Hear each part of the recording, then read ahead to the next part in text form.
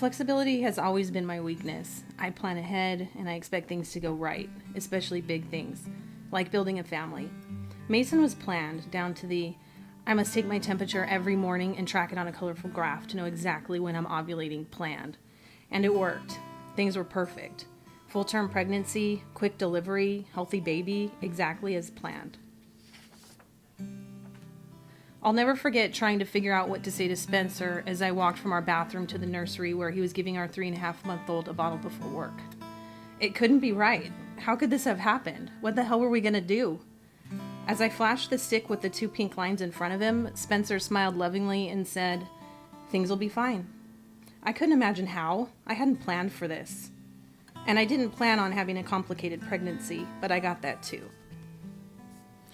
Placenta previa is when the placenta attaches low, covering the cervix during pregnancy. With this condition, women begin to hemorrhage from the 6th month on. My bleeding began at exactly 6 months.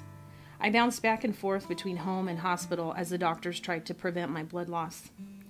Until then, I hadn't thought about how hard it would be to stay put. I couldn't walk, shower, or use an actual toilet. For weeks I laid night after night, listening to the raspy breathing of women in pain, delivering little ones, wondering, when will it be me? Trevor arrived abruptly after an emergency blood transfusion and a C-section, 2 months early and 3 pounds 10 ounces. No one plans for a baby in the NICU. No one plans to visit their baby once a day, cuddle through a cold plastic box, deliver milk through a feeding tube, wishing terribly that they could just bring their baby home. 31 days passed, and when our little T could swallow, breathe, and suckle, we finally got to bring him home.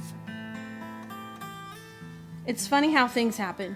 Insert cliche here. The best laid plans, or things happen for a reason, and on, they all apply. And in the end, I'm amazed. I couldn't have planned a better ending. And nowadays, when I try real hard to make things go right, I remember that it's sometimes better to go left instead.